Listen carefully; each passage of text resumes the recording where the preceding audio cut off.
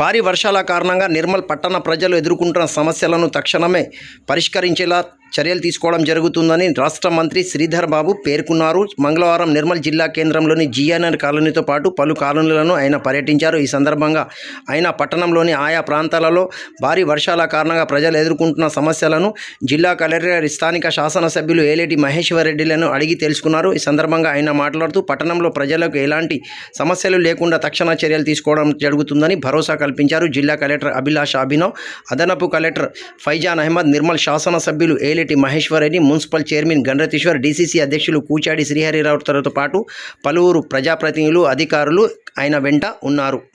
దాని ముందున్నటువంటి ఇల్లు కూడా కంప్లీట్ ఏసీ వరకు పోయింది సార్.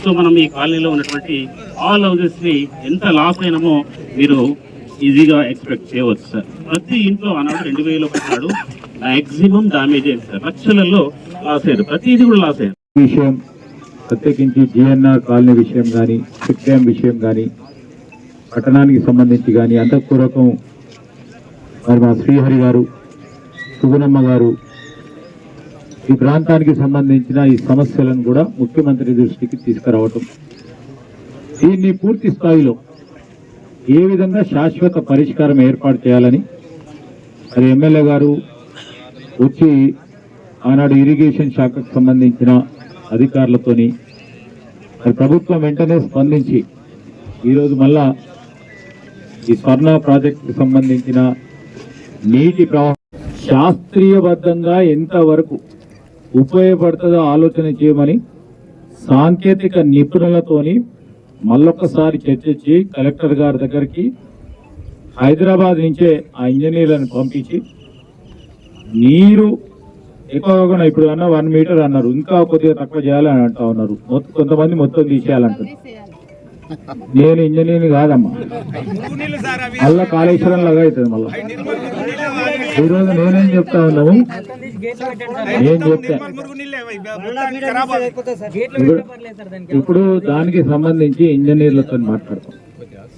వారిచ్చే రిపోర్ట్ కరెక్ట్ గా అంటే అప్పుడు ఆ ఇంజనీర్లు చేస్తాం. నేను శ్రీధర్ బాబు చెప్తే ఆ విధంగా చేస్తుండే, అట్లా చేయరు. ఇప్పుడు వారి అనుభవం, వారి ఎక్స్పర్టీస్ ని ఉపయోగించుకొని మనం చేస్తాం. కట్టుకున్న మా సోదరులకు ఏది ఇబ్బంది రాకుండా ఉండే ప్రయత్నం. దాంట్లోనే ఎప్పుడు కూడా ఇయ్యరు పర్మిషన్. ఒకసారి చెక్ డ్యామ్ కడితే ఎప్పుడు ఇయ్యరు పర్మిషన్, అస్సలు ఇయ్యరు. నా ప్రాంతంలోనే అసలు చెక్ డ్యాములు కట్టిండ్రు, అశాస్త్రీయంగా కట్టిండ్రు. మీరు అసెంబ్లీలో నేను ఇదే విధంగా మాట్లాడిన అసెంబ్లీ అశాస్త్రీయంగా కడితే అక్కడ కూలగొట్టం అంటే ఇంకా కూడా నడుస్తూ ఉంది. మరి ఇక్కడ ఎట్లా తెచ్చుకున్నారు.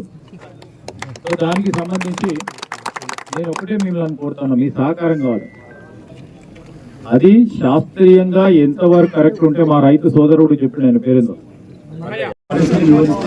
1 మీటర్ వరకు డిమాలిష్ చేయడానికి పర్మిషన్ నీళ్ళు డిమాలిషన్ కోసం కాంట్రాక్టర్ పని మొదలుపెట్టిన తర్వాత ఆ గ్రిపోర్ట్ అనేది ఒక బాక్స్ ఉన్నది, గ్రిపోర్ట్ లేదని చెప్పేసి తర్వాత చేస్తాను చెప్పి నేను సరే. ఒక అదృష్టం ఏంటంటే ఈసారి ఈ వర్షాకాలంలో ముందు ముందే కరెక్ట్గా అప్రమత్తమై అందరినీ ఇవాల్యుయేట్ చేయడం వల్ల సమస్య ఎంత తీవ్రతం లేకున్నా కూడా ఇది ప్రతి సంవత్సరం ఉన్నటువంటి సమస్య కాబట్టి ఖచ్చితంగా అక్కడ ఉన్నటువంటి చెక్ డ్యామ్ని మనము రిమూవ్ చేయడం తప్ప ఒక మార్గం లేదు.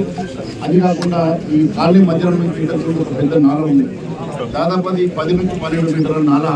ఎందుకంటే నిర్మల్ చుట్టుపక్కల నుంచి వచ్చేటువంటి నీరు